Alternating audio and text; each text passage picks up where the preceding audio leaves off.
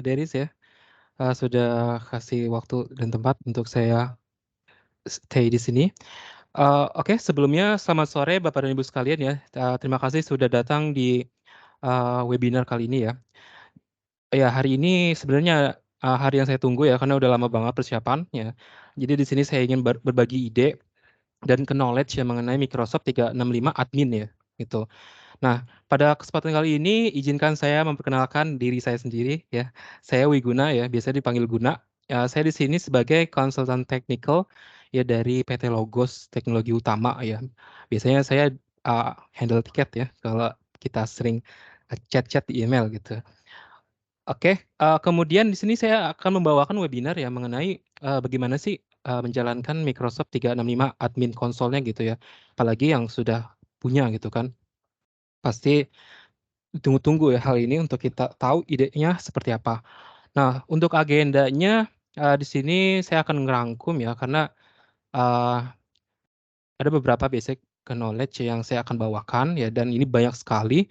Ini saya rangkum, kalau untuk yang lebih advance-nya lagi ya, lebih lama lagi kita ngobrol, nanti bisa hubungi Deris ya, Bu Deris ya, untuk kita lebih intimate lagi ya membicarakan Microsoft 365 administration-nya seperti apa gitu kan, dan juga, apa yang perlu kita ketahui.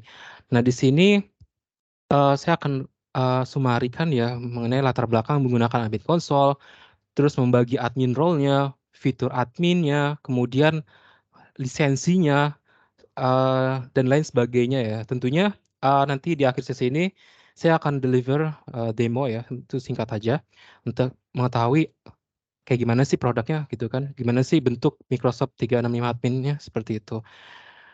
Oke, ya tentunya ya harapan saya sih ini memberikan gambaran secara umum ya, ide, gimana sih kita terapkan di daily working kantor kita masing-masing gitu.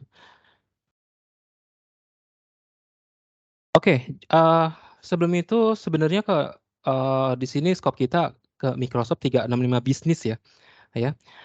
Jadi kalau di bisnis ini, itu kan diperuntukkan untuk entitas bisnis yang memiliki karyawan dari 1 hingga 300 orang ya, itu kalau kita refer dari dokumentasi Microsoft, seperti itu.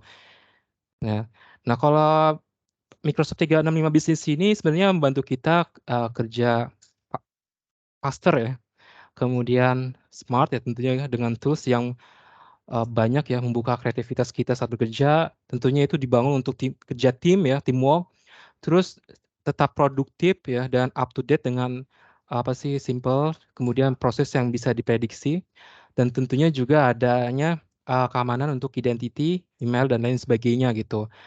Ya tentunya, itu secara built-in gitu ya. Nah, siapapun yang, mengenal Microsoft 365 Business ya, gitu kan, tahu ya berapa banyak fitur dan fungsinya yang disertakan di setiap lisensi yang ada ya. Katakanlah banding Microsoft 365 Business, basic itu kan banyak sekali fitur-fiturnya ya, meskipun itu web apps ya, ada standar itu juga banyak sekali. Nah, dengan begitu banyak yang mesti dikelola, nah ini kan mungkin sulit juga ya untuk ngejaga tetap stay terorganize gitu, tetap teratur gitu, tetap seperti, yang seharusnya kita inginkan. Nah seperti itu, ya. Oke. Nah, makanya itu kan perlu juga dibutuhkan peran admin ya, dan juga tentunya tools admin konsol. Oke. Nah, ketika kita langganan ya, langganan lisensi Microsoft 365 Business, ya pada Microsoft CSP ya, seperti di logo sini ya. Nah, kita akan diberikan, konsol tenan ya. Kita sebutnya Microsoft 365 tenant nih, biasanya kalau kita sehari-hari kalau ke customer bilang tenant, padahal itu adalah Microsoft 365 Admin Center. Ya, jadi kalau kita pernah coba Microsoft 365 versi personal, family, itu nggak pernah dengar kata tenant ya. Saat kita beli yang bisnis, itu ada tenant gitu. Nah, kita dikasih akun ya, password-nya, dan tentunya itu secara default ya, itu udah global admin ya. Jadi kita bisa, apa sih, langsung masuk ke situ, kita lihat-lihat, explore gitu kan. Terus juga untuk aksesnya, nah biasanya kita di office.com ya, entar muncul ikon, huruf A seperti ini ya, huruf A seperti ini. Akun seperti ini di office.com ini yang membedakan antara admin dengan end user gitu di office.com, seperti itu. Kemudian juga kalau konsol admin ini sebenarnya web apps portal ya, Bapak dan Ibu ya. Jadi nggak perlu lagi instalasi di lokal desktop, data center, ataupun di Windows Server. Itu no need to action ya, nggak ada action apapun. Kita just simple login gunakan di browser, titik gitu. Dan kita bisa akses itu dari laptop, tablet, ataupun dari HP gitu.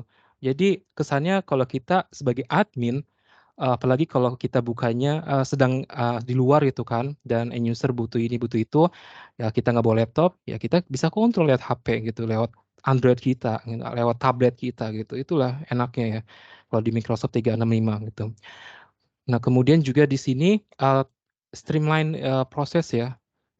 Jadi satu pintu ya, ketika kita masuk ke sini, kita bisa akses, kita bisa kontrol, ya, untuk pengaturan lainnya gitu. Seperti di, mengontrol aplikasi Exchange ya, kemudian SharePoint, lalu ada Microsoft Teams ya, terus ada juga, mengenai identity, management ya, atau kita sebut Identity Access Management ya, tentunya dengan, Microsoft Azure Active Directory ya. Kalau sekarang dikenalnya Microsoft Entra, kalau kita buka atau apa sih, akses Azure Active Directory itu jadi Microsoft Entra. Oke, seperti itu. Jadi banyak yang bisa kita, explore di admin center ini ya, seperti itu.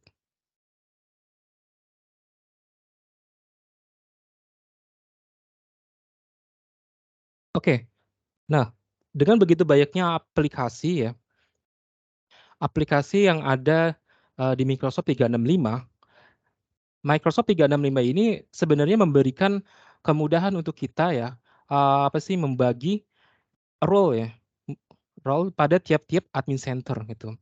Jadi, katakanlah di tim IT Bapak ya, ada yang sebagai manajer ya, tentunya manajer, kemudian ada staff-staff-nya. Nah, manajer biasanya yang memegang peranan, full control ya untuk akses admin ini dan biasanya kita sebut sebagai global admin ya. Nah, kemudian ketika kita punya tim, atau staff yang, lebih, mumpuni untuk aktivitas email, aktivitas, file-file ya, ataupun helpdesk lainnya, tentunya kita berikan privilege, admin tertentu ya. Jadi, apa sih, kita bisa meminimalisir ya, pemberian hak akses kepada staf-staf kita, sehingga dia fokus di satu admin center itu sendiri gitu. Jadi, secara default-nya ya, Microsoft 365 admin ini punya banyak sekali, mmm, pengaturan ya, dan itu nggak mungkin dikelola hanya satu orang aja gitu, atau global admin. Makanya, perlu juga kita harus meet the unique needs-nya ya, dari role dan juga organisasi kita. Biasanya kalau untuk yang, perusahaannya yang, punya apa sih, 1 sampai 30 karyawan ya, itu kan bisalah dikontrol ya, satu admin ya. Tapi gimana kalau sampai ratusan ya, ratusan user, sampai 300 user gitu kan, tentunya itu harus dibagi-bagi role-nya, seperti itu, untuk memaksimalkan, kinerja admin.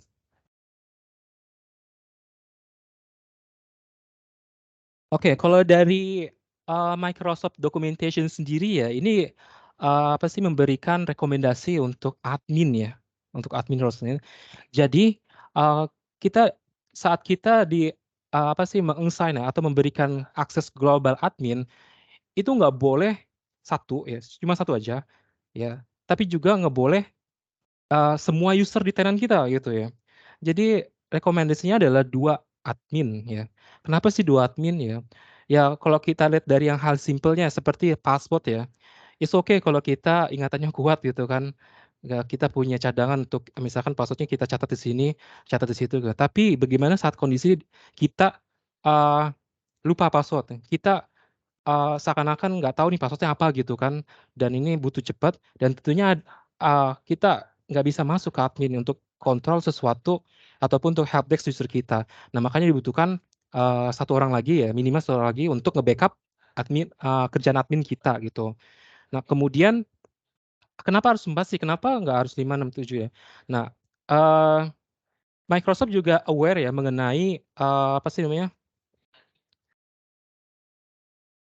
kinerja admin yang ada yang kita lakukan ya di sisi IT kita masing-masing. Karena kalau dari saya ya, argumen saya adalah ketika, admin itu terlalu banyak ya, global admin itu sampai semua user, khawatirnya itu adalah kita, eee, nggak bisa tracing pengubahan dari admin-admin lain gitu, seperti itu. Kita khawatir apa yang sudah kita buat nanti malah, eee, diedit gitu kan atau dihapus atau di-delete dan kita nggak tahu itu seperti apa. Nah, makanya Microsoft merekomendasikan hanya 4 global admin aja, gitu. Dan untuk ini hanya berlaku global admin ya. Untuk admin-admin lain ya, itu is okay ya, is okay. Kalau mau, kita banyak admin, kita kasih at least permisi role-nya ya. Artinya jangan kita kasih global admin, tapi kita kasih seperti SharePoint admin, Exchange admin, helpdesk admin ya. Jadi mereka fokus pada apa yang mereka, kerjakan di konsol admin Microsoft 365 gitu. Nah kemudian wajib untuk admin user melakukan multifaktor authentication ya. Karena, ini adalah perlindungan identity ya. Ini sangat wajib sekali karena, salah satunya adalah admin user memegang data perusahaan gitu. Admin user, dapat melihat daily operation, bisnis di kantor kita masing-masing ya. Nah kita nggak mau tiba-tiba konsol kita di-take over sama orang lain dan itu bahaya sekali ya. Ya tentunya dari sini Microsoft merekomendasikan untuk, menggunakan MFA khusus untuk admin. Kalau user is okay, nggak apa-apa nggak pakai MFA, dia pakai password yang lebih kuat itu yang nggak mudah ditebak, is okay. Tapi admin user ini adalah, apa sih, eee, yang akan menjadi perhatian kita di kantor untuk, sensitif data ya dan juga file-file yang lainnya, seperti itu. Oke, nah ini review aja ya, saya dapatkan dari Microsoft Documentation bahwa, ketika kita me-assign privilege admin ya. Nah, kayak semacam billing administrator ya untuk mengurus subscription.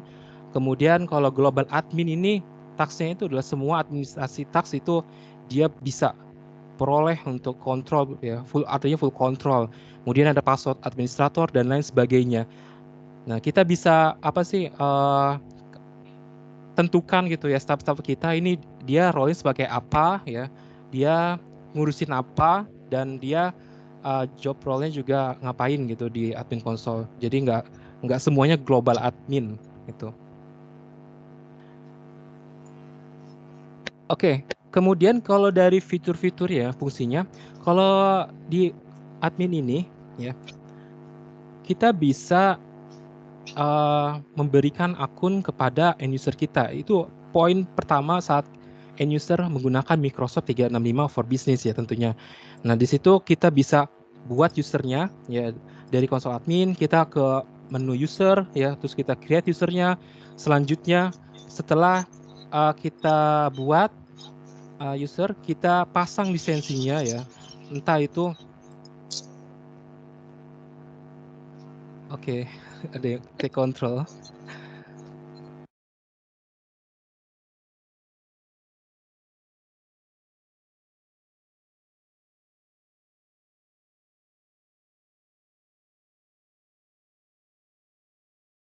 Oke, Pak Wiguna silakan dilanjut, boleh? Ya, tadi saya sempat di-take control ya sama sesamuan. Oke, it's okay nggak apa-apa. Ini saya ubah lagi ke screen capture ya semuanya. Oke, siapkan besar. Oke, jadi di sini kita bisa buat usernya, kemudian pasang lisensinya ya. Setelah dipasang ya, tentunya kita akan berikan ke user tersebut. Nah, password-nya ini kita bisa custom ya. Artinya saat kita berikan first password-nya ke user Adelvanse, dia, next login-nya ya, nanti dia akan reset password sendiri gitu. Jadi password punya dia sendiri dan dia bertanggung jawab atas password-nya sendiri, seperti itu. Kemudian juga kita tentukan ini end user mau di grup mana gitu. Meaning grupnya itu adalah seperti apakah dia masuk ke divisi marketing, apakah dia masuk ke divisi finansial dan lain sebagainya gitu, seperti itu. Dan tentunya ada beberapa yang perlu kita perhatikan yaitu domain ya. Ya, sebelumnya kan kita harus, tambahkan domainnya ya untuk menjadi alamat email bisnis kita ya. Biasanya secara default ya saat Microsoft CSP kita ya memberikan tenan itu dapat domain dengan embel-embel onmicrosoft.com dan itu rasanya agak mengganggu ya kalau digunakan sebagai email bisnis. Untuk itu kita bisa tambahkan langsung di sini ya, entah itu untuk login aja ya, sehingga mempercantik tampilan saat kita login ke Office 365 atau mungkin, full email ya. Jadi kita, ubah ubah ya email servernya dari existing email server sebelumnya menjadi ke Exchange ya. Tentunya itu akan menjadi, adventure yang menarik untuk end user gitu di, new environment digital IT. Oke, kemudian juga, hal yang penting yang perlu kita lakukan sebagai admin adalah memonitor memonitor penggunaan end user terhadap Microsoft 365 Services dan juga aplikasinya. Ini penting sekali untuk report kita ke atasan ya, ke atasan, untuk menentukan pada sisi mana sih aplikasi yang perlu ditingkatkan ya, karena ada beberapa juga yang user yang cuma pakai Office 365 aja gitu kan, desktop-nya aja, ada yang cuma email-nya aja, ada yang cuma pakai SharePoint aja tapi nggak pakai Office desktop-nya gitu. Kita bisa lihat tracing dan anomali data yang ada di bagian menu reports, kemudian bagian usage. Di sini report-nya bukan cuma satu sisi aja, tapi kita bisa nge-tracing mulai dari, fitur Exchange ya, kemudian ada namanya OneDrive dan juga SharePoint ya. Di sini kita juga bisa generate datanya dan kita tampilkan dengan Power BI. Tentunya ini akan menjadi menarik saat kita presentasi ke bagian manajemen ya, seperti itu. Terus juga kita bisa me-manage billing dan subscription ya. Nah ini adalah role admin juga ya. Global admin juga bisa atau billing administration juga bisa. Di sini, kalau kita cek di admin center itu ada di bagian menu billing, kemudian di bagian lisensi, ini adalah, list-list lisensi yang akan atau yang bisa kita gunakan ke end user kita gitu. Ya, jadi ada kolom available license dan assign license. Dari sini pun juga kita bisa assign, ke user-nya. Kemudian juga, saat kita berlangganan, mmm, Microsoft 365 ya, itu kan banyak caranya ya, entah dari web direct ataupun dari CSP. Nah, Logos ini biasanya kan menjadi pilihan customer untuk Microsoft CSP ya, sehingga ketika ada customer yang langganan dengan Logos, nanti kita akan lewat lisensinya ke sini dan, apa sih, urusan invoice-nya dan lain-lainnya, itu akan diserahkan ke Logos gitu untuk di-handle. Sedangkan kalau yang di web direct biasanya itu akan repot sekali ya, ngurus invoice dan juga cancel subscription, seperti itu. Nah tentunya Eee, sebagai admin juga bisa kontrol, bisa lihat informasinya, seperti produk ini monthly kah atau yearly kah gitu ya. Karena lisensi Microsoft 365 ini, base-nya adalah seperti penyewaan ya. Jadi kita sewa itu per bulan atau per tahun ya, atau mungkin dengan komitmen seperti itu, gitu. Kemudian juga, sebenarnya kan tampilan Microsoft 365 Admin ini lebih ke graphical unit interface ya, Pak, ya, Bu, ya. Jadi kita bisa klik, drag, dan juga, apa sih namanya, ketik-ketik di, admin konsol ya.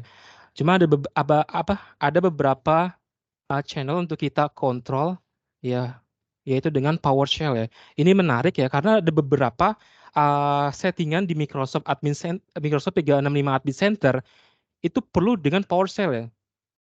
Kalau task-task sederhana seperti manage user kalau pakai PowerShell itu akan sangat melelahkan gitu, karena kita akan scripting, padahal cuman klik-klik ini, masukkan data, sudah selesai.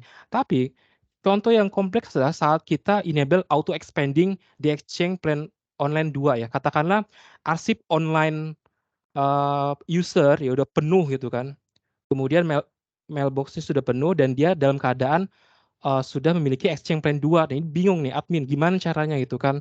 Nah, kita cek di Exchange Online Admin Center itu nggak ketemu-temu. Ini gimana cara, naikin arsip online-nya yang dari 100 giga jadi 200, 300 dan sampai 1 terabyte gitu. Nah, itu nggak mungkin dari, admin konsol di web browser. Tentunya kita harus menggunakan PowerShell, itu salah satu contohnya. Kemudian yang kedua ada lagi adalah seperti kita, apa namanya, setting-setting di SharePoint admin ya, ada beberapa yang perlu dengan PowerShell. Salah satu contohnya adalah saat kita mengganti address SharePoint ya. Nah itu nggak mungkin ya kita ganti, melalui konsol di browser, karena SharePoint address itu biasanya sudah default bawaan dari, domain on Microsoft ya. Ya jadi saat kita diberikan tenan, kita dapat domain on Microsoft dan itu yang akan menjadi, apa sih, address address apa namanya, eee,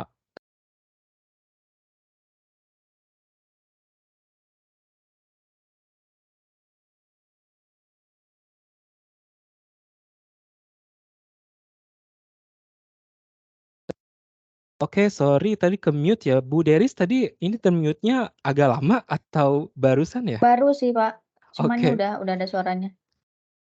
oke siap. Ya, jadi gitu ya Pak, Ibu ya. Jadi kalau untuk, buka akses Microsoft 365 sama admin ya, ada beberapa caranya, jadi dari browser ataupun dengan PowerShell. Tentunya, perlu pengamanan ketat ya untuk scripting ya, apalagi ada tim kita nih Kaspersky juga ya, ini membantu kita, apa sih namanya, melindungi ya, apalagi kalau ada skrip-skrip yang, katakanlah ini kok strange, aneh sekali gitu ya, mungkin nanti akan dijelaskan sama Pak Jenny ya, gitu ya. Oke, sebelum saya close, ini saya mau tunjukkan dulu demonya ya, seperti apa sih Microsoft 365 admin ya, gitu.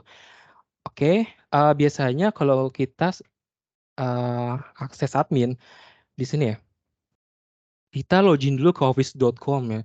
Selanjutnya kita akan menemukan suatu icon seperti ini ya, tulisannya admin ya. Nah, kita bisa klik icon ini, dia akan nge-refer ke dashboard Microsoft Admin Center.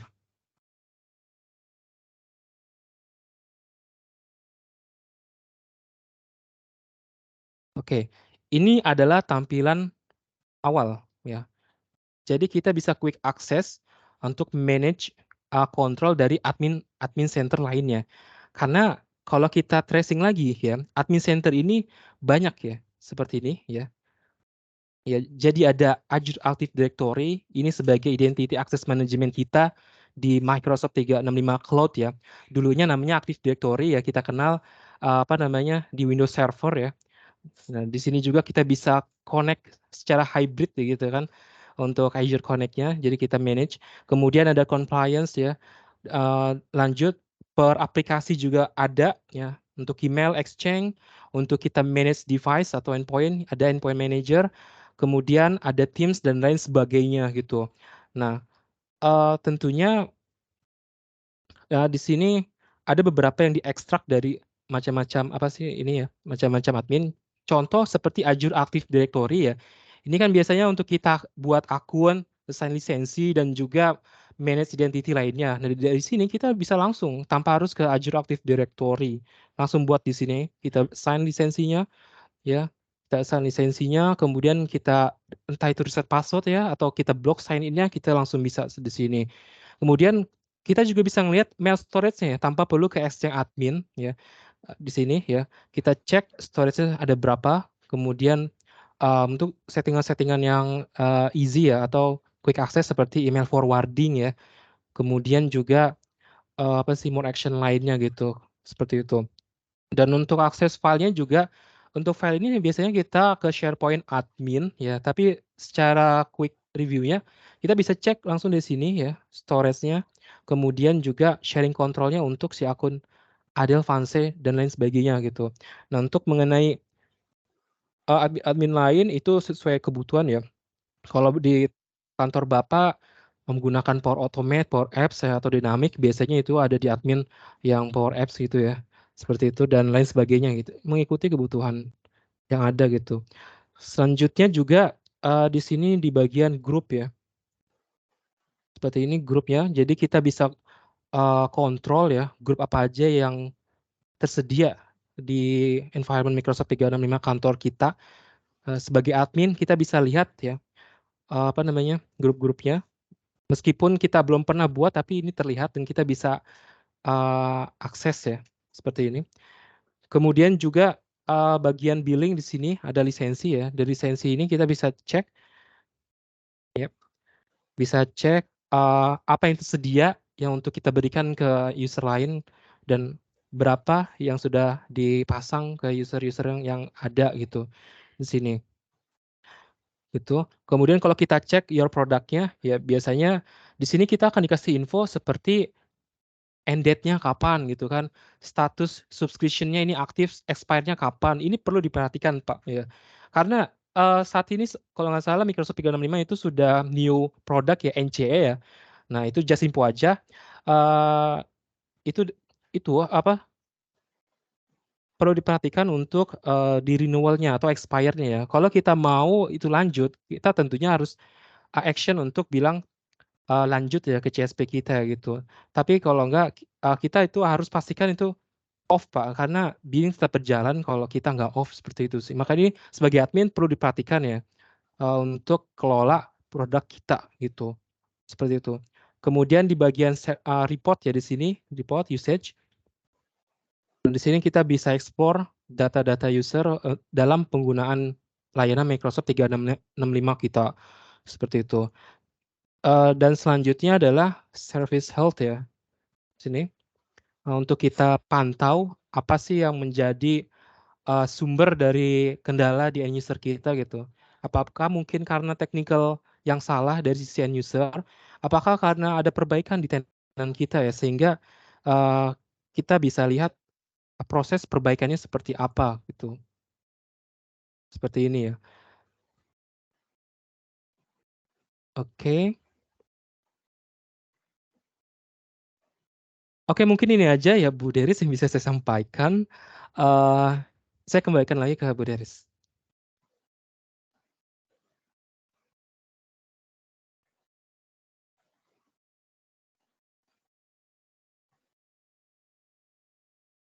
Halo Bu Deris? Ya, oke. Sebelumnya terima kasih Pak Wiguna untuk penyampaian, materinya. Untuk sesi selanjutnya silakan Pak Jemi untuk materinya Oke, dipersilakan. baik saya ya, slide-nya terlihat ya di sana? Ya, sudah terlihat Pak. Oke, baik saya mulai ya. Selamat siang semuanya. Perkenalkan nama saya Jamie Handinata, selaku Process Manager untuk Kaspersky Southeast Asia, Indonesia. Jadi ya memang, dan juga kita base di Indonesia ya, tapi memang untuk region kita mengikut ke, Kaspersky Southeast Asia ataupun Asia Tenggara, seperti itu. Nah, hari ini saya akan membawakan topik, lebih ke bagaimana sih kita memanfaatkan, EDR dan MDR sekarang. Jadi sekarang istilahnya banyak nih, nggak cuma antivirus ya, nggak cuma endpoint security, tapi juga ada EDR, ada endpoint detection and response, ada MDR juga yang manage detection and response. Bahkan kalau, Bapak Ibu tahu di sini ada juga yang nama extended detection dan response gitu ya. Nanti bagaimana sih Eee, bagaimana solusi-solusi Kaspersky ya untuk fulfill, part-part itu pun ataupun bagian-bagian itu, seperti itu.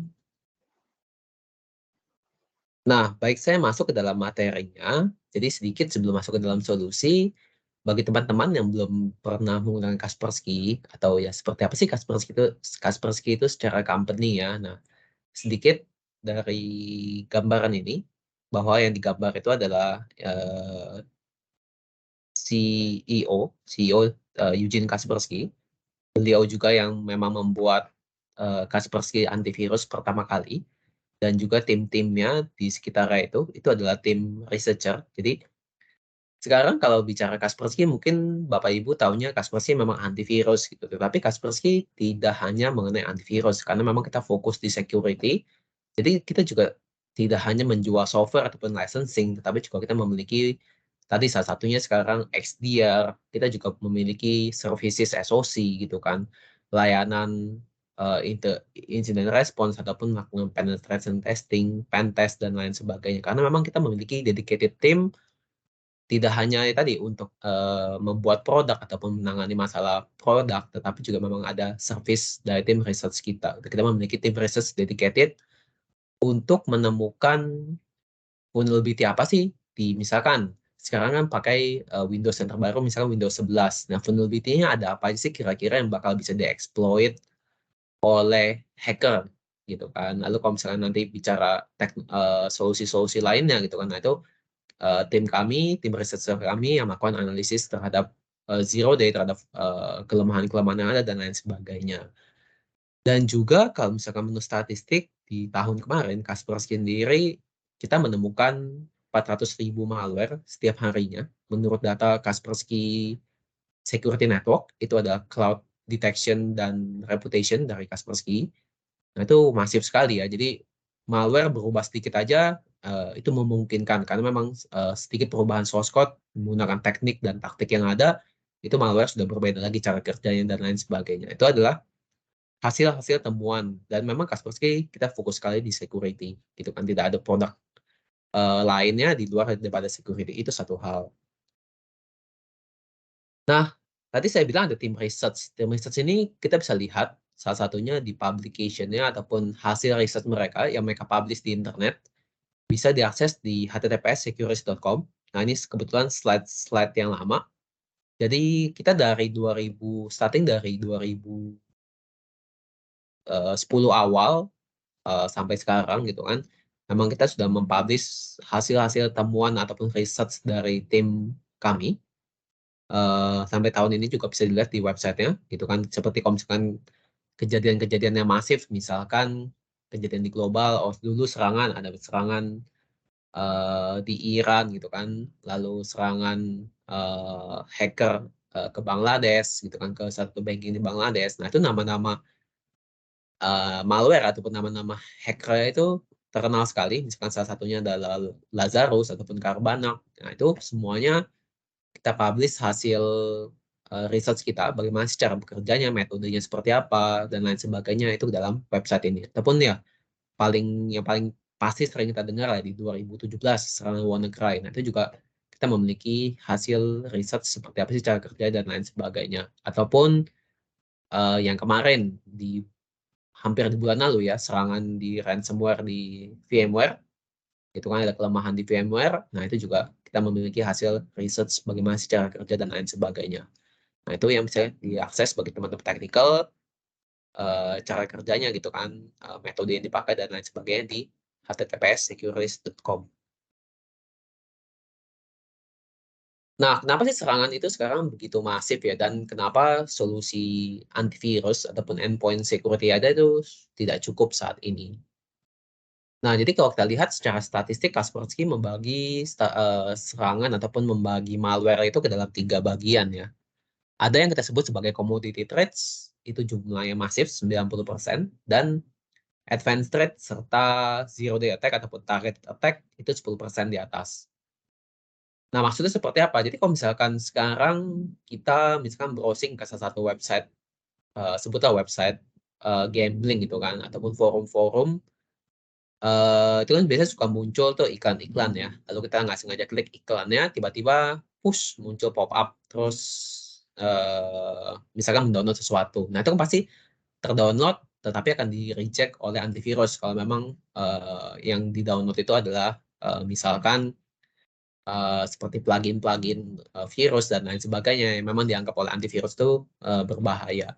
Nah, itu jumlah itu sangat masif gitu kan, 90% yang ada di global. Kita bisa nggak sengaja klik ataupun bisa dapat dari flash disk, dapat dari email dan lain sebagainya, itu semuanya terblok oleh sistem endpoint security Kaspersky seperti itu. Tetapi kalau kita baca berita gitu kan, setahun 2 tahun ke belakang, kebocoran data, serangan ransom, salah satunya adalah di banking-banking di Indonesia pun terkena dampak ya gitu kan, FSI dan lain sebagainya, oil and gas. Nah, kenapa sih gitu kan? Pasti mereka memiliki banyak solusi security, firewall, mail security, endpoint security, IPS, IDS dan lain sebagainya. Tetapi kenapa masih bisa tembus gitu kan? Karena memang ya ada 10% di atas ini, di mana itu memanfaatkan celah dari zero day dan juga memang bersifat APT ya, advanced persistent threat. Jadi memang terus-menerus mereka juga melakukan research terhadap korban yang mau diserang seperti itu. Jadi ya kenapa 10% di atas ini kita sebut sebagai advanced dan zero day. gitu. Nah, ini jumlahnya tidak banyak, tapi memang ini eksis gitu kan, dan memang mengincar korban-korban saat ini di company-company di dunia ataupun di Indonesia juga seperti itu. Nah, untuk menangani ini atau pencegahannya Kaspersky sebenarnya kita memiliki untuk setiap levelnya gitu kan. Untuk yang commodity trades kita memiliki security foundation, lalu 10% di atasnya untuk level 2 dan level 3 kita memiliki integrated cyber security dan juga advanced defense, di mana ya nanti itu sudah mengarah ke SOC gitu kan, ke XDR dan lain sebagainya ataupun services. Nah, yang akan saya bahas hari ini lebih ke arah di level 2 dan di level pertama gitu kan, bagaimana Kaspersky bisa membantu dari sisi tentunya tadi kalau misalkan dari teman-teman Logos ya, Pak Wiguna membicarakan mengenai Office 365, itu juga sedikit dari Kaspersky kita memiliki kolaborasi untuk Office 365, kita memiliki security for Office 365 dan juga nanti ada part untuk EDR, Endpoint Detection and Response, dan juga Managed Detection and Response. Nah, seperti itu. Nah, masuk sedikit mengenai security for Office 365, ya Kaspersky kita memiliki juga security untuk perlindungan bagi teman-teman Bapak Ibu di sini yang sudah menggunakan Office 365. Nah, baik yang sudah menggunakan Exchange Online, OneDrive, SharePoint, Teams, nah itu bisa diproteksi dengan Kaspersky Security for Office 365. Dan ini sistemnya tanpa perlu instalasi seperti 365 gitu ya. Jadi betul-betul portal berbentuk portal yang mana nanti diintegrasikan antara cloud-nya Microsoft dengan cloud-nya Kaspersky. Dan itu bisa diakses melalui cloud.kaspersky.com. Nah, tadi juga Pak Wiguna kan sampaikan ada global admin. Nah, itu yang perlu salah satu persyaratan lah untuk bisa mengintegrasikan antara cloud-nya Microsoft dengan cloud-nya Kaspersky ini untuk perlindungan, untuk proteksi, dan lain sebagainya. Nah, ini jadi dari part-part yang terlindungi ataupun yang diproteksi ya, Exchange Online, OneDrive, SharePoint, dan juga Microsoft Teams. Ya, ini semua nanti all-in-one protection di dalam satu license, di mana gunanya adalah untuk kita memblok, misalkan ada phishing, ada link-link yang untuk pencurian data, ataupun link yang mengarahkan kita ke website, lalu dia mendownload sesuatu lagi, gitu kan, malware, dan lain sebagainya. Spoofing, malware, ada attachment, dan juga misalkan spam, dan juga di sini tentunya unwanted attachment. Nah, ini semua sudah termasuk dalam perlindungan dari Office 365. Satu hal untuk Office 365 ini ya dia mirip seperti mail gateway, tetapi memang dia berbentuk di cloud. Ya, kita bisa melakukan on-demand scanning, bisa melakukan scanning untuk spesifik user group juga itu bisa. Lalu juga semuanya ini karena di cloud, jadi datanya itu semuanya disimpan di cloud. Jadi untuk email-email bila mana nanti ada yang di-quarantine gitu kan, ataupun ada mail-mail yang di-block gitu kan. Nah, itu semuanya nanti disimpannya di cloud. Jadi semuanya di dalam mailbox-nya si user di Office 365. Di sisi Kaspersky itu juga ada hanya kopinya. Jadi ya nanti kita bisa lihat ada dua sisi. Untuk dari sisi misalkan ada email yang di-quarantine gitu kan.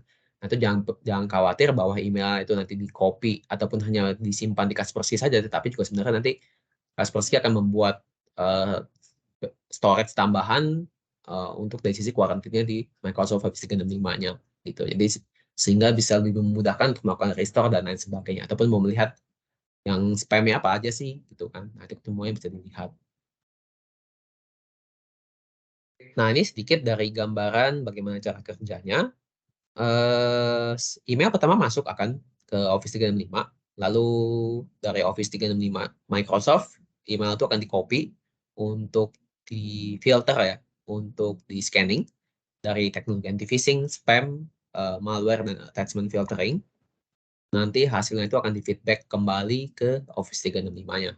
Untuk bila mana ada notifikasi, ada alerts, apa-apa saja yang perlu di-quarantine. Nah, itu sistemnya akan seperti itu. Satu hal dari Kaspersky, ya ini achievement dari SL Labs, di mana ya Kaspersky untuk Office 365-nya memang kita memiliki high detection tentunya untuk melakukan blocking terhadap malware, terhadap spam, phishing, dan lain sebagainya. Nah, ini salah satu juga kenapa Ini juga perlu dipertimbangkan untuk Office 365-nya. Dari sisi Kaspersky untuk perlindungannya ya, dari Kaspersky Security for Office 365. Oke, seperti itu. Nah, sekarang saya akan masuk ke dalam solusi XDR ataupun EDR dan MDR ya. Jadi kita membagi, tadi kan kalau dilihat ada 3 bagian ya, ada yang 90% di level 1, level 2, dan level 3. Nah, masing-masing step itu Kaspersky memiliki solusi juga. Salah satunya untuk di level pertama adalah Endpoint Security for Business. Dan tentu saja untuk di level 2 kita memiliki EDR dan juga nanti di level 3 kita memiliki XDR untuk Extended Detection dan Response. Ketiga poin-poin ini ataupun ketiga solusi ini disokong ataupun disupport oleh Kaspersky MDR. Ini bisa dilakukan seperti itu. Jadi ada managed service juga dari Kaspersky untuk bisa melakukan monitoring dan juga mengeluarkan report serta memberikan rekomendasi ya dari tim expert Kaspersky seperti apa sih yang harus dilakukan gitu kan. Misalkan ketemu malware ini memang ini sudah terdelete oleh endpoint security misalkan ataupun antivirus dari Kaspersky. Nah, nanti rekomendasi selain itu apa aja, apalagi sih yang harus ditutup gitu kan. Nggak mungkin kan karena virusnya di-delete tapi vulnerability ternyata masih ada. Tentu saja lakukan patch-nya patch apa dan lain sebagainya. Nah, itu adalah fungsi daripada managed service dari Kaspersky juga. Tim expert Kaspersky akan memberikan rekomendasi seperti itu. Nah, masuk ke dalam endpoint security for business. Ini adalah endpoint security dari Kaspersky. Di sini ada 3 license. Tadi ada untuk yang basic ataupun yang paling awal ya, start awalnya adalah Select, lalu Advanced, serta tadi untuk EDR, kita sebutnya sebagai EDR Optimum. Nah, ini adalah bagian dari EDR ya.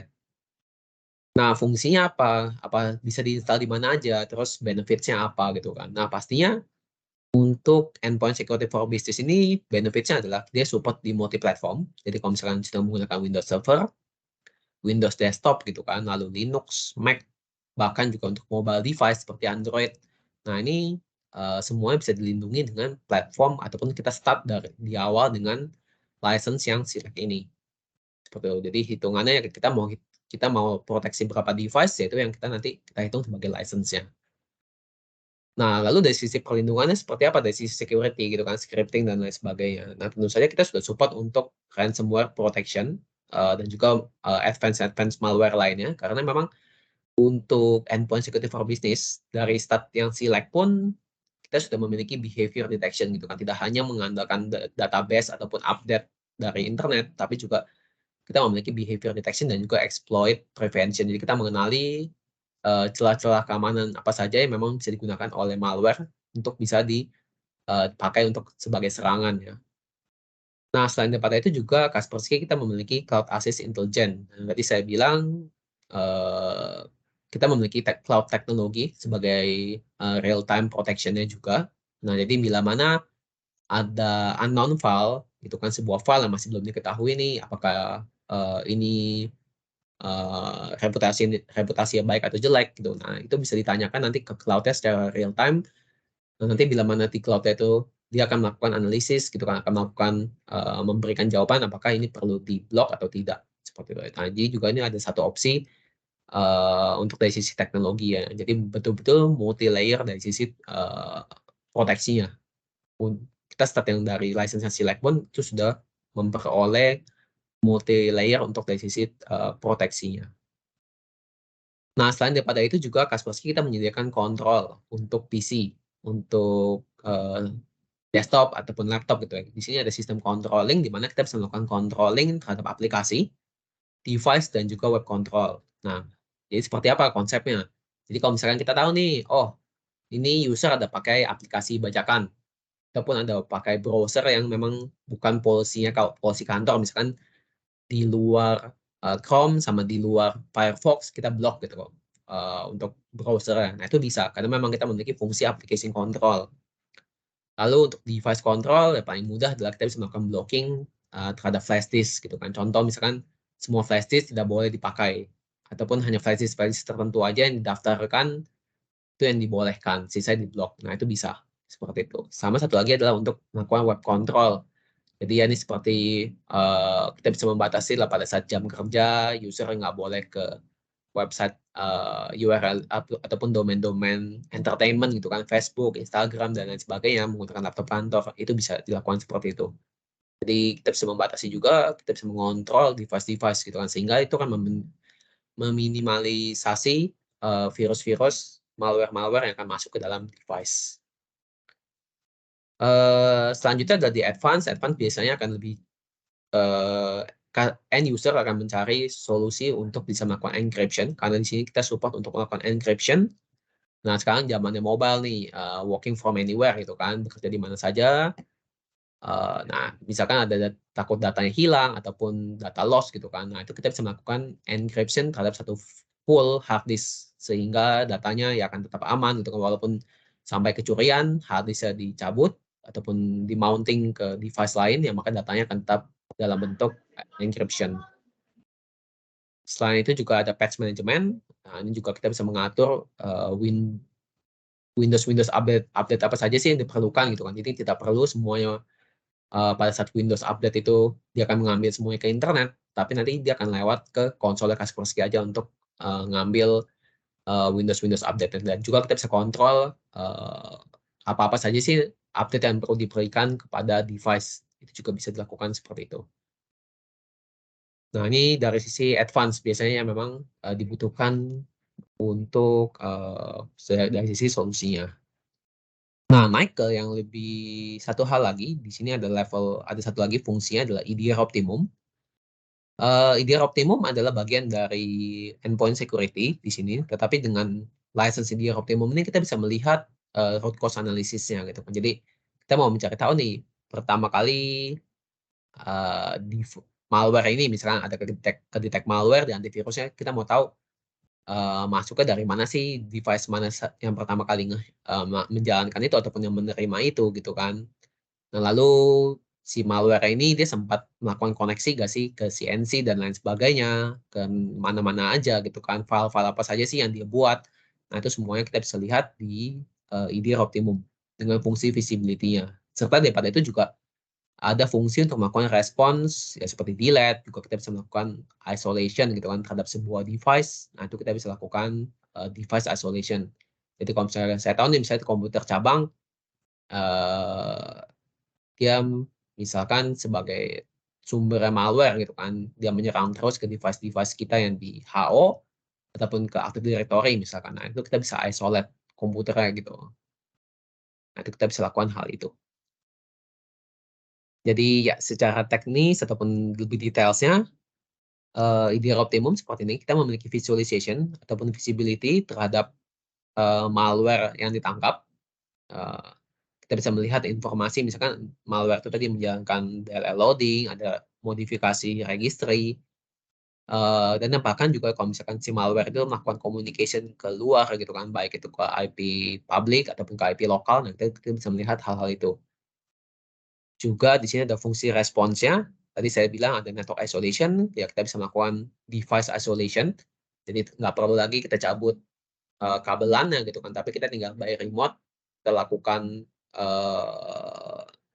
isolation dari manajemen konsolnya. Itu bisa dilakukan seperti itu. Ataupun yang kita tadi mau delete file secara manual, mau quarantine, itu bisa dilakukan. Bahkan juga kita bisa mendownload, di sini ada fungsi get file untuk by remote kita ambil filenya gitu kan. Jadi nggak usah susah-susah kita minta file ke usernya, tapi kita tinggal download aja. Path-nya yang mana, ada di device yang mana, itu kita bisa lakukan get file ini. Nah, bicara EDR pasti ada fungsi namanya threat hunting. Nah, itu kita bisa lakukan juga threat hunting di sini dengan melakukan IOC scanning, indicator of compromise ya. Jadi kita misalkan tahu ada file yang memang tidak diizinkan gitu kan, ataupun file malware nih, kita mau cari file tersebut dengan melakukan scanning. Nah, itu bisa. Jadi kita tinggal masukkan aja hash-nya gitu kan, baik itu MD5 ataupun SHA-256 ya, IOC-nya. Ya, nanti kita bisa lakukan scanning berdasarkan data tersebut. Jadi datanya tidak hanya berdasarkan database dari Kaspersky. Jadi kalau misalkan teman-teman di sini misalkan mengikuti bulletin security, forum security, ataupun mendapatkan data-data dari bin ataupun BSSN gitu kan. Misalkan ada file ini mencurigakan, nah tolong di-scan apakah ada file yang seperti ini gitu kan di company kalian. Nah, itu bisa dilakukan scanning dengan menggunakan IOC scanning berdasarkan database-nya dari teman-teman BSSN ataupun bin ataupun dari third party vendor itu bisa. Dan yang paling penting adalah untuk dari sisi detection juga di sini Kaspersky kita support untuk misalkan ada sebuah file ini masih berbentuk unknown, nah itu file tersebut kita bisa lakukan scanning dengan Cloud Sandbox-nya Kaspersky. Nah ini sudah include di dalam license yang EDR Optimum. Seperti itu. Jadi by default nanti dia bisa melakukan scanning ke Cloud Sandbox-nya Kaspersky.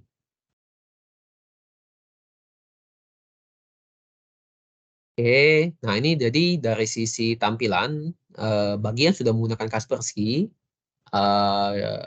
existing-nya adalah tetap menggunakan infrastruktur yang existing, jadi manajemen konsol yang sama dan juga agent yang sama. Nah, itu nanti kita bisa tambahkan doang add-on license dari EDR Optimum-nya gitu kan. Ataupun bahkan nih kalau memang belum menggunakan Kaspersky sama sekali, ya, itu nanti akan lebih juga sama. Jadi hanya membutuhkan satu manajemen konsol dan juga agent-agent yang perlu diinstal di masing-masing device yang mau diproteksi. Seperti itu, ini adalah fungsi dari EDR Optimum dan juga untuk EDR Optimum ini dia tidak memerlukan resource yang besar ya, jadi khusus manajemen konsolnya juga ringan. Jadi ya seperti manajemen konsol antivirus pada umumnya, misalkan 4 ataupun 6 CPU gitu kan dengan RAM di 8 GB, itu sudah bisa untuk menggunakan fungsi endpoint security serta EDR Optimum ya dari Kaspersky ini. Seperti itu. Oke, dan ini sedikit tampilan ataupun gambaran seperti apa sih EDR Optimum gitu kan tadi kalau misalnya saya bilang kita bisa melakukan root cause analysis ataupun melihat proses yang dijalankan dari malware-nya. Nah, ini kita bisa melihat pecahan-pecahannya gitu kan si malware ini menjalankan apa aja, apa yang di-drop, network connection-nya kemana aja. Nah, itu kita bisa lihat ini nanti di dashboard-nya. Serta nanti masing-masing dari prosesnya ini kita bisa memberikan respons juga, baik kita mau melakukan isolate, quarantine, blocking gitu kan dan lain sebagainya, itu kita bisa lakukan hal tersebut. Serta di sini ada recommendation, ada step-step recommendation apa-apa saja yang perlu dicek. Nah, ini juga Kaspersky memberikan guided response kita sebutnya. Jadi ada rekomendasi yang perlu dilakukan dari sisi dashboard dan juga konsolnya ini. Nanti detailsnya seperti apa sih kita bisa melihat kapan kejadiannya gitu kan, kategorinya apa, location-nya di mana gitu kan, serta juga kita bisa menambahkan fungsi untuk quick action. Karena di sini nanti ada button ya, kita sebut sebagai panic button, nah bisa dibilang panic button, jadi kita bisa langsung melakukan blocking ataupun quarantine terhadap file itu juga bisa dilakukan di dashboard yang ini. Dan ini tadi untuk dari sisi guided response-nya, ada rekomendasi dari Kaspersky, nanti tinggal diikutin aja secara bertahap 1, 2, 3, 4, 5, 6 gitu kan, untuk bisa melakukan remediasi terhadap virus-virusnya ini. Nah, ini misalkan untuk isolate, ada untuk quarantine, prevent execution, kita cari file-filenya, dan juga nih nanti hubungannya ke threat intelligence. Nanti semua nanti ada rekomendasi dari sisi Kaspersky. Dan terakhir, kalau nanti tadi awalnya kita melakukan isolation, di akhirnya kita harus melakukan disable isolation ya. Seperti ini adalah guided response yang diberikan dari konsolnya. Oke, masuk ke dalam manage detection dan response. Oh ya sebelumnya saya lupa tadi kalau misalkan ada pertanyaan silakan mungkin bisa di chat dulu ya atau nanti di akhir session kita bisa diskusi. Tapi kalau memang ada pertanyaan silakan kalau memang mau di chat it's okay. Saya masuk ke yang terakhir dari sisi manage detection dan response. Nah, tadi kalau misalnya kita bicara sebelumnya gitu kan, ada endpoint security, ada EDR Optimum gitu kan, itu adalah licensing ataupun berbentuk software yang perlu diinstal oleh teman-teman admin nih. Nanti kita monitoringnya sendiri gitu dan melakukan analisisnya sendiri. Nah, tetapi dengan MDR ataupun manage detection dan response, tentu saja nanti ada tambahan ataupun managed service dari Kaspersky, di mana Kaspersky memberikan alert gitu ataupun notifikasi dalam bahasa yang lebih mudah, yang lebih gampang dimengerti, dan itu berbentuk report di dalam PDF dan juga berbentuk portal. Nah, ini nanti MDR ini kita bisa lihat ada portalnya, ada PDF-nya ataupun notifikasi yang bisa dikirim ke email, dan juga kalau memang memiliki tim security ya itu ya, kita juga bisa integrasikan report-nya ini ataupun alerts-nya ini melalui Telegram. Seperti itu. Nah, jadi tidak usah lagi melakukan analisis capek-capek, tapi juga nanti akan dibantu oleh tim expert dari Kaspersky untuk bisa menemukan malware-malware apa saja sih, seperti itu. Nah, cakupannya apa gitu kan untuk manage detection and response ini. Nah, cakupannya adalah kalau kita lihat di sini ada known threats. Known threats ini adalah ancaman-ancaman yang memang sudah pasti ke-detect gitu kan oleh endpoint security ataupun antivirus. Ya, seperti ransom, seperti trojan, worm gitu kan. Nah, itu pasti akan diberikan reportnya oleh managed detection and response ini. Nah, tapi apa sih yang biasanya di-miss gitu ataupun apa yang kadang suka miss gitu kan dari endpoint security ataupun apa-apa saja sih yang miss dari endpoint security-nya ataupun antivirusnya. Nah, ini dengan MDR ini, managed detection and response ini kita bisa melihat juga ada unknown threats. Jadi misalkan contoh, oh tiba-tiba kok komputer saya Windows Firewall-nya ter-disable ya gitu ya, tiba-tiba ke-disable, ataupun kok tiba-tiba komputer saya nggak tahu nih, tapi kok tiba-tiba dia menjalankan sebuah script dari PowerShell ataupun dari command prompt. Nah, itu hal-hal seperti itu yang akan didetect dan juga diberikan alerts-nya oleh tim Kaspersky bahwa ini ada sesuatu yang mencurigakan nih. Tolong dicek tadi misalkan ada yang menjalankan scripting ini benar nggak ya yang menjalankan si admin, ataupun jangan-jangan ini sebenarnya ada virus ataupun hacker yang memang sudah bisa remote ke dalam jaringan kita. Nah, itu juga akan diberikan notifikasinya.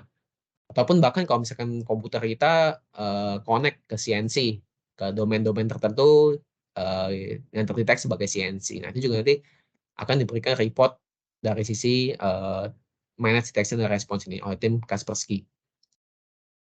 Dan tidak cuma hanya known threats dan juga unknown threats, tapi juga di sini ada containment-nya berupa automated dan guided response. Jadi nanti ada rekomendasi penjelasannya seperti apa, serta kalau diizinkan nanti tim Kaspersky bisa melakukan action langsung ke komputer itu.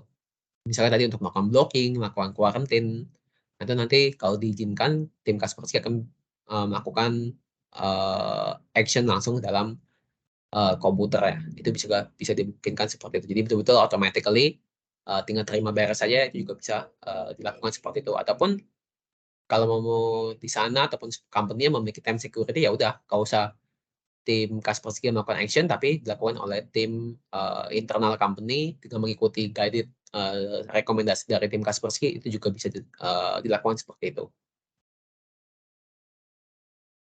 Untuk manage detection and response ini, kita memerlukan platform untuk Kaspersky Endpoint Security for Business. Tentunya sudah harus terinstall karena itu nanti dipakai sebagai agent untuk mengambil datanya dan juga melakukan action. Kita support untuk di platform Windows, Linux, Mac, dan juga Windows Server ya, tentu saja ketiga platform ini yang utama. Nah, itu kita bisa melakukan action dari sisi ketiga ini untuk dari sisi platformnya, dan juga bisa dilakukan manage untuk ketiga platform ini. Ini sedikit tampilannya daripada MDR. Jadi ini berbentuk portal seperti saya bilang, kita bisa melihat berapa banyak sih jumlah insiden yang saat ini terjadi gitu kan totalnya, lalu jumlah aset-aset yang sudah terinstall ataupun yang termonitoring ya. Nah, ini kita bisa nanti semua di portal.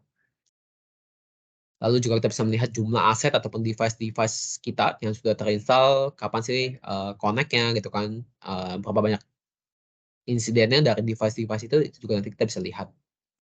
Dan juga tentu saja ini ada informasi dari insidennya, gitu kan, berapa banyak insiden, kapan kejadiannya, prioritasnya apa, gitu kan, dan lain sebagainya, itu nanti kita bisa lihat.